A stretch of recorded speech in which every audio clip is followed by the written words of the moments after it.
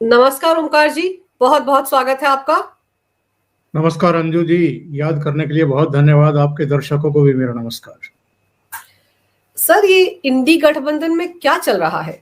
सारे के सारे, अगर ममता की बात की जाए, अखिलेश की बात की जाए, केजरीवाल के पीछे आकर खड़े हो गए हैं, जबकि दिल्ली में उनका कोई लेना देना ही नहीं है, उनका नाम लेने वाला भी कोई नहीं है दिल्ली में।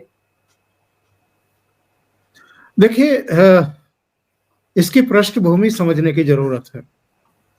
लोकसभा चुनाव के नतीजे आने के बाद राहुल गांधी की जो बॉडी लैंग्वेज थी, जो एरोगेंस थी उनके भीतर की, वो निकल करके सामने आई थी। और इस नवगठित लोकसभा के पहले सत्र में सदन के भीतर जो सहयोगी दलों के सांसद थे, उनको राहुल गांधी ने और राहुल गांधी की जो टीम थी, जिस अंदाज में एक तरीके से हाँकने की कोशिश की थी, उसको किसी ने भी कोई कहना चाहिए कि सकारात्मक नहीं लिया था। और आपको ध्यान होगा, पहले सत्र में जो सीटिंग अरेंजमेंट था वो अलग था, और अब जब ये शीतकालीन सत्र हुआ, इसमें एकदम ही अलग सीटिंग अरेंजमेंट था। तब अखिलेश यादव राहुल गांधी की बगल में बैठे हुए थे। अवधेश को भी बैठाया गया था, जो फैजाबाद के सांसद थे और जिनको अयोध्या का राजा बताया जा रहा था, उनको भी साथ करके बैठे थे। लेकिन इस बार ऐसा नहीं हुआ। अखिलेश यादव अपनी सीट बदलवा चुके हैं, अवधेश भी पीछे जा चुके हैं जहां उनकी जगह है, पहली बार के मेंबर ऑफ पार्लियामेंट है, और राहुल गांधी अब अलग बैठते हैं अपने कांग्रेस के सांसदों के साथ। इस बीच एक और घटनाक्रम हुआ है। कीर्ति आजाद का एक बयान आया कि साहब, अगर ये राहुल गांधी और कांग्रेस वाले इंडी गठबंधन को नहीं चला पा रहे हैं तो ममता बनर्जी कलकत्ता से ही इंडी अलायंस का नेतृत्व करने को तैयार है। इसके बाद रामगोपाल यादव का बयान आ गया, जो अखिलेश यादव के सबसे प्रिय हैं, शिवपाल यादव से भी प्रिय हैं। उसके बाद शरद पवार का, उद्धव ठाकरे का, उनके तोते का, इनके सबके बयान आने शुरू हो गए। और सबने कहा कि ममता बनर्जी जो है वो गुड चॉइस है, और वो उनके भीतर जो है एबिलिटी है, क्षमता है, वो नेतृत्व कर सकती हैं गठबंधन का, इंडी गठबंधन का। लेकिन उसी दौरान कुछ दूसरे घटनाक्रम हुए और वो बात नेपथ्य में चली गई। अब चूंकि दिल्ली के चुनाव हैं और यहां पर कांग्रेस जो है वो ताल ठोकने की तैयारी कर रही थी शब्द का इस्तेमाल मैं जानबूझ करके कर रहा हूं, क्योंकि अभी हाल में अगर 4-5 दिन में देखें तो कांग्रेस एकदम खामोश सी हो गई है। इतना बड़ा घटनाक्रम इस बीच हुआ है, जिसको लेकर के भारतीय जनता पार्टी तो हमलावर है अरविंद केजरीवाल और आम आदमी पार्टी के ऊपर, लेकिन कांग्रेस ने लगभग चुप्पी साधी है। जो शीश महल पर कैग की रिपोर्ट आई है उस पर, जिसमें यह खुलासा किया गया है कि 34 करोड़ रुपया जो है वो सरकारी खजाने से खर्च किया गया है शीश महल पर। उस पर कांग्रेस की तरफ से कोई बयान नहीं। इससे पहले अजय माकन हो, संदीप दीक्षित हो, अलका लांबा हो, अलग अलग जो इनके नेता थे वो फायरी थे अरविंद केजरीवाल पर और आम आदमी पार्टी पर। ये अचानक कांग्रेस को हुआ क्या है? जिस घटना का आप उल्लेख कर रही हैं, ममता बनर्जी हो, अखिलेश यादव हो या दूसरे इंडी गठबंधन के इनके नेता हो, उन्होंने अरविंद केजरीवाल को समर्थन दिया है, आम आदमी पार्टी को समर्थन दिया है। कहने को तो आपकी बात सही है कि इन तीनों चारों का दिल्ली में क्या लेना देना है, लेना एक ना देना दो। भाई, आपका कोई जनाधार भी नहीं है, कुछ भी नहीं है, फिर भी आप अरविंद केजरीवाल को समर्थन दे रहे हैं, तो ये जरा समझने की जरूरत है। आप सही कह रहे हैं कि कांग्रेस बिल्कुल खामोश है। अजय माकन ने आरोप लगाया था देशद्रोही है अरविंद केजरीवाल, और कहा था कि मैं बहुत जल्द इसका खुलासा करने जा रहा हूं तथ्यों के साथ। वो तथ्य कहां रह गए? और शीश महल का खुलासा जो था उसमें भी अजय माकन ने ये बताया था कि 10-12 फ्लैट खेल गांव में खरीदे थे अरविंद केजरीवाल ने 121 करोड़ में, और पूरा का पूरा घोटाला 55 करोड़ का नहीं है बल्कि 150 करोड़ का है। तो सच में ये खामोशी की वजह क्या आपको ये लग रहा है कि कहीं कोई गठबंधन तो नहीं अंदर खाने ये सोच रहे हैं कि चुनाव के बाद कर लें? ये भी तो हो सकता है। 2020 का इलेक्शन याद करिए, दिल्ली विधानसभा का। हम्म, तब भी कांग्रेस के टिकट वितरित भी किए गए थे, सबने नॉमिनेशन दाखिल भी किए थे। बहन और भाई ने एक रोड शो भी किया था, हम्म, और उसके बाद ऐसे गायब हुए दोनों बहन भाई जैसे गधे के सिर से सींग गायब हुए होंगे किसी जमाने में। लौट करके वापस नहीं आए, चुनाव प्रचार नहीं किया। आपको क्या लगता है अंजू जी, दिल्ली में विधानसभा चुनाव की तैयारी में भारतीय जनता पार्टी भी लगी है, रोज आम आदमी पार्टी भी प्रेस कॉन्फ्रेंस कर रही है, सड़कों पर नाटक नौटंकी चल रही है, संजय सिंह की और सौरभ भारद्वाज की, अरविंद केजरीवाल हो, आतिशी मार लेना हो, सारे लगे पड़े हैं। सारे चैनलों पर उनके प्रवक्ता जो भी बहस होती है दिल्ली को लेकर के उसमें दिखाई देते हैं। कांग्रेस पार्टी तो नहीं दिखाई दे रही है। अजय माकन कहाँ चले गए? संदीप दीक्षित कहाँ चले गए? राहुल गांधी किसी रेस्टोरेंट में जाकर के कोल्ड कॉफी क्यों बना रहे हैं? उनको तो दिल्ली में पार्टी को लीड करते हुए दिखाई देना चाहिए। अभी एक रिपोर्ट कोई जारी हुई है, वो डी के शिव कुमार को बुला करके जारी क्यों करवाई जा रही है? प्रियंका गांधी वाड्रा क्यों नहीं उसमें दिखाई दे रही हैं, या राहुल गांधी क्यों नहीं दिखाई दे रहे, या मल्लिकार्जुन खड़गे? यानी टॉप लीडरशिप कहाँ गायब है?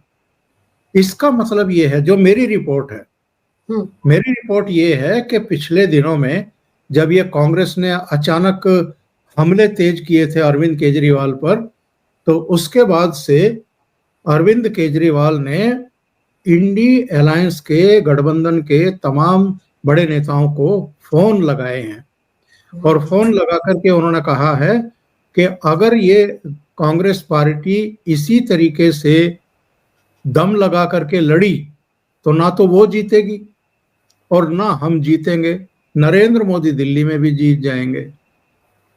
तो इनको तो नरेंद्र मोदी, ये जो 2020 में भी मैंने यही कहा था आपसे अभी पिछले प्रोग्राम में भी, कि अगर कोई सीखना चाहे कि घर फूंक तमाशा किसको कहते हैं तो वो कांग्रेस से सीखे। यानी पड़ोसी के घर में उजाला हो जाए इसलिए अपने घर में आग लगा दो। तो ये काम 2020 में भी किया था जब कांग्रेस पार्टी 4.3% पर आ गई थी। 4.3% वोट शेयर पर आ गई थी। ना इनका खाता 2015 में खुला था, ना 2020 में खुला। तो जो हम डिस्कशन कर रहे थे ना पिछले प्रोग्राम में कि साहब कांग्रेस को ये तय करना है कि उसको दिल्ली में फिर से आत्महत्या करनी है या प्राण वायु पैदा करनी है यहां से। ये तो कांग्रेस भी जानती है, सब जानते हैं, दिल्ली वाले भी जानते हैं कि भाई आपकी औकात अब इतनी नहीं बची है कि आप चुनाव जीत करके सरकार बना लो, लेकिन कम से कम इतना तो कर सकते हो कि जो आपका वोट बैंक था उसको वापस पाने की कोशिश करो। बिल्कुल, जैसे इन्होंने पश्चिम बंगाल में आत्महत्या की है, पिछली विधानसभा में इनके 44 एमएलए थे, 44 एमएलए, और इस विधानसभा में 0। वामपंथियों के 22 या 24 एमएलए थे, इस चुनाव में 0, और वो सब ममता बनर्जी की तरफ चले गए या भारतीय जनता पार्टी की तरफ चले गए। इसलिए तो भारतीय जनता पार्टी ने 3 से सीधे छलांग लगा करके 77 सीट जीत ली थी। तो अगर किसी को वाकई अपने आप को खत्म करना है तो आप उसको रोक थोड़ा सकते हैं, और अगर आपका वो दुश्मन भी है जो खुद को खत्म करना चाहता है तो आप तो उसको शुभकामनाएं प्रेषित करेंगे कि भैया तुझे कल अगर अपने आप को खत्म करना हो तो आज ही कर ले ये शुभ काम। तो वही कांग्रेस करती हुई दिल्ली में फिर दिखाई दे रही है। पर सर, जो अरविंद केजरीवाल है, जिस तरह की रणनीति के साथ वो चल रहे हैं, वो इंडी गठबंधन के लोगों को अपने पाले में लाते जा रहे हैं, लेकिन राहुल गांधी सच में क्या कर रहे हैं? वो नया साल मनाने के लिए वियतनाम चले गए, पता नहीं देश में वापस लौटे हैं या नहीं लौटे हैं। पीएम मोदी ने मोर्चा संभाल लिया सर, 2 रैलियां कर चुके हैं। राहुल गांधी एक भी रैली में कहीं नजर नहीं आ रहे। उनकी पार्टी के जो प्रथम श्रेणी के नेता वो कहीं दिख ही नहीं रहे। आप सही कह रहे हैं, कांग्रेस तो आत्महत्या कर रही है, लेकिन फिर तो एक तरह से पूरा रास्ता दे रही है, फूल बिछाकर दे रही है रास्ते में अरविंद केजरीवाल को, सिर्फ इस डर के मारे कि वो अलग थलग पड़ जाएंगे और कहीं ऐसा ना हो कि राहुल गांधी की वो जो एलओपी की कुर्सी वही चली जाए। शायद ये डर सताने लग गया है कांग्रेस को। नहीं, एलओपी की कुर्सी तो कहीं नहीं जा रही है, क्योंकि किसी भी राजनीतिक दल के अगर 55 एमपी हैं तो वो तो एलओपी बन जाएगा। उसके लिए ममता बनर्जी के सहयोग की जरूरत नहीं है, या उद्धव ठाकरे या अखिलेश यादव के सहयोग की जरूरत नहीं है। वो तो इनको मिली हुई है, वो तो कहीं जा नहीं रही है। बात यह है कि आप कांग्रेस को जीवित करना चाहते हैं या नहीं करना चाहते हैं। अलग अलग राज्यों में जो कांग्रेस की हालत हो गई है, जो दुर्दशा हो गई है, उसके लिए कौन जिम्मेदार है। और आप सही कह रही हैं, ऐसे समय जबकि देश में शोक था 7 दिन का, डॉक्टर मनमोहन सिंह, जिनको ये अपने प्रिय बताते हैं, अपने आज्ञाकारी बताते हैं, जिनको आर्थिक सुधारों का पुरोधा और मसीहा बताते हैं, उस शोक सप्ताह में भी आप नए साल का जश्न मनाने के लिए वियतनाम चले जाते हैं या विदेश में कहीं अज्ञात स्थान पर चले जाते हैं, और जब लौटते हैं तो आप कोल्ड कॉफी बनाने का नाटक करने का एक ठेका उठा लेते हैं और किसी रेस्टोरेंट में जाकर शूटिंग शुरू करवा देते हैं अपने कैमरा पर्सन को बुला करके। आप दिल्ली में चुनाव लड़ते हुए दिखाई क्यों नहीं देते हैं? जब महाराष्ट्र में और झारखंड में चुनाव हो रहे थे तो आपको केवल वायनाड में अपनी बहन की चिंता थी, आपको महाराष्ट्र में अपनी ताकत बढ़ाने की चिंता तो थी नहीं। आपने उंगली के पोरवों पर गिनने वाली बस वहां सभाएं की हैं, औपचारिकता पूरी की है। जिस तरीके से भारतीय जनता पार्टी अपनी पूरी ताकत झोंक देती है किसी स्टेट में, वैसा क्या राहुल गांधी और उनकी कांग्रेस पार्टी दिखाई देती है करते हुए? और बाद में फिर ईवीएम का चरित्र खराब है, ईवीएम खराब है। तो कांग्रेस पार्टी पर राहुल गांधी बोझ बन गए हैं और कांग्रेस पार्टी विरोधी दलों के लिए बोझ बन गई है। आप ये देखिए, तेजस्वी यादव का जो बयान आया है और उमर अब्दुल्ला का जो बयान आया है, इससे पहले ममता बनर्जी के भतीजे अभिषेक बनर्जी का भी बयान आ चुका है। उन तीनों बयानों को ना भूले। और तेजस्वी का तो आज का ही बयान है। तेजस्वी ने कहा है कि गठबंधन केवल लोकसभा चुनाव तक था, यानी बिहार में आरजेडी अब अकेले चुनाव लड़ेगी। क्यों लड़ेगी, ये समझने की जरूरत है। पिछली बार इन्होंने जिद की थी 2020 के विधानसभा चुनाव में, और कांग्रेस ने 70 सीटों पर अपने कैंडिडेट खड़े किए थे। जीते कितने थे? केवल 19। आरजेडी को आज तक इस बात का मलाल है कि हमने कांग्रेस को 70 सीटें क्यों दे दी, जिनमें से वो केवल 19 सीटें जीत पाई। अगर हम इनको 40 से ऊपर सीट ना देते तो जो 7 सीटों की कमी रह गई थी, 10 सीटों की कमी रह गई थी, वो तो वही पूरी कर लेते बिल्कुल, और सरकार बन जाती उनकी। इसलिए इस बार आरजेडी ने इनको झटका दे दिया। अभिषेक बनर्जी ने कहा था कि अगर आपको ईवीएम पे भरोसा नहीं है तो आप चुनाव क्यों लड़ रहे हो। वायनाड में प्रियंका गांधी जीतती है, ईवीएम ठीक। राहुल गांधी रायबरेली से और वायनाड से दोनों जगह से जीतते हैं, ईवीएम ठीक। तेलंगाना में सरकार बनती है, ईवीएम बिल्कुल ठीक। कर्नाटक में भी ईवीएम बिल्कुल ठीक, हिमाचल में भी ईवीएम ठीक। जहां आप चारों खाने चित होते हैं वहां ईवीएम खराब।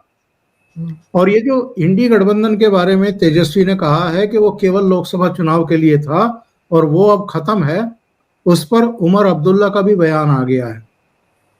उन्होंने कहा है कि मीटिंग बुलाइए, सब बैठें और बैठ करके वहां इसका अंतिम संस्कार करें।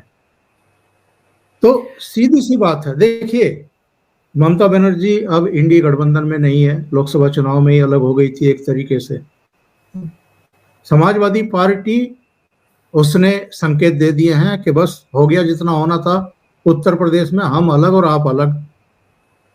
शरद पवार, उद्धव ठाकरे, ये सब दूरी बना चुके हैं, तो इंडी गठबंधन में बचा कौन है?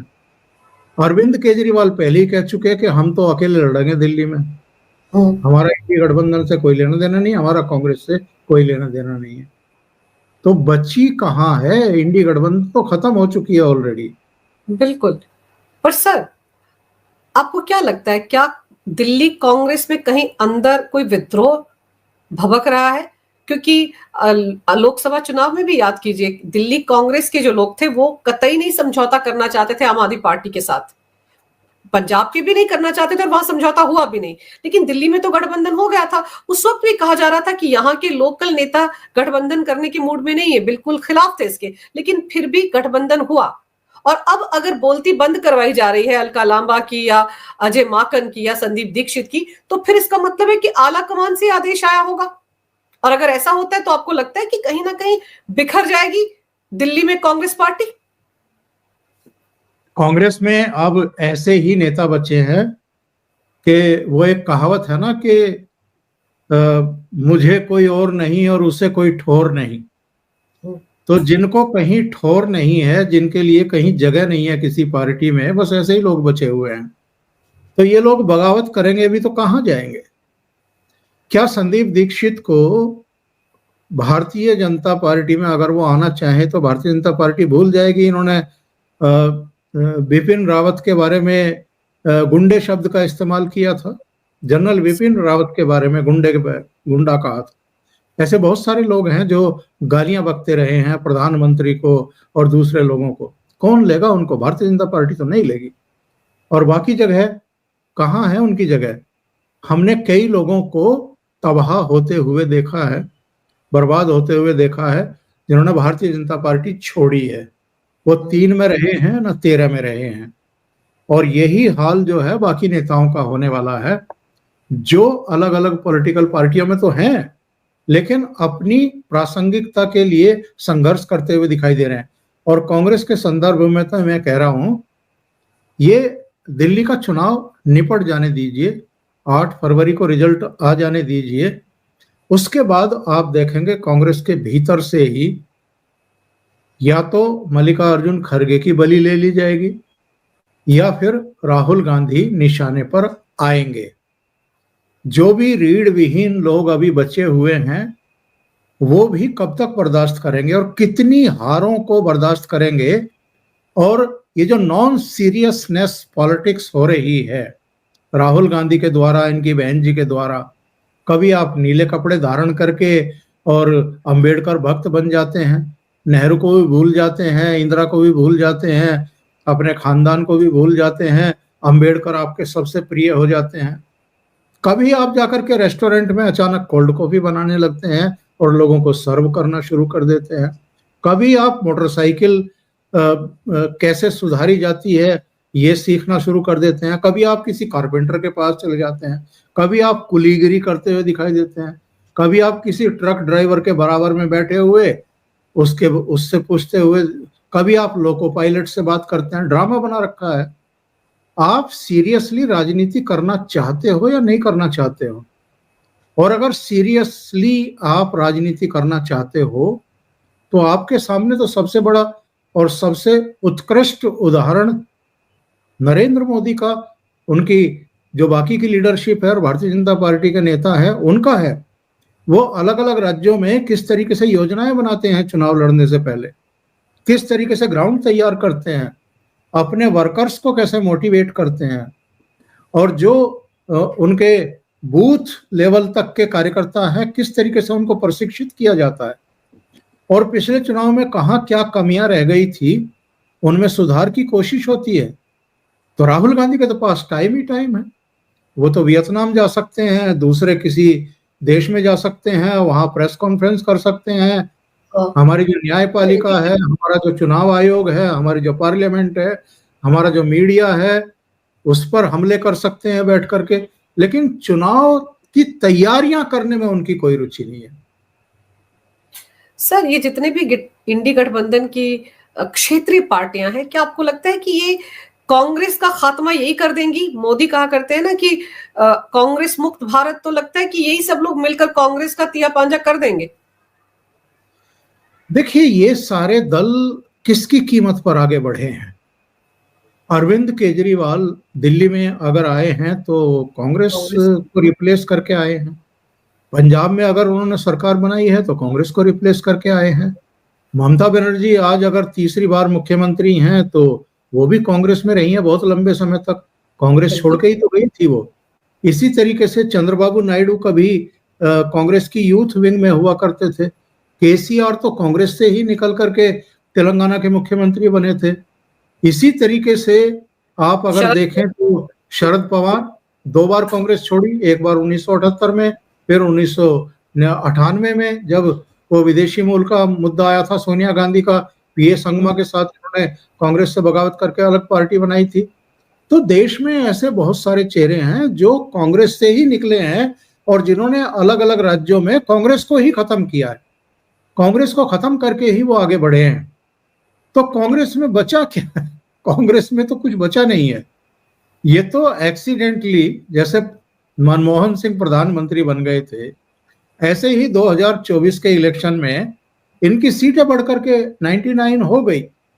और ये यदा यदा ही कभी कभी ऐसे मौके आते हैं जब आपकी सीट बढ़ जाए। इन्होंने किया कुछ नहीं, इन्होंने सिर्फ झूठ बोला, इन्होंने लोगों को उकसाया, भड़काया, भ्रमित किया और झूठ बोल बोल करके जो है खटाखट 8,500 रुपया हर महीने की पहली तारीख को आपके खाते में आ गए क्या वो?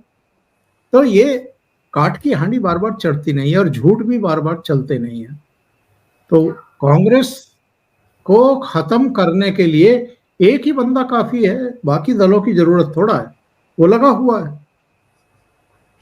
सर वो सब कुछ कर रहा है, कॉफी बना रहा है, खेतों में धान बो लेता है, कुलीगिरी कर लेता है, बस राजनीति नहीं कर रहा है। सबसे बड़ी दिक्कत तो यही है कांग्रेस के लिए। और वो एक ऐसा बोझ है सर जिसको वो अभी उतार भी नहीं सकते, आला कमान है ना। तो अब देखना होगा सर कि दिल्ली में कांग्रेस का क्या हाल होता है। वो तो चुनाव से पहले ही हारी हुई नजर आ रही है, इसीलिए सारे लोगों की बोलती बंद है, कोई कुछ बोल ही नहीं रहा है कांग्रेस पार्टी के नेताओं में।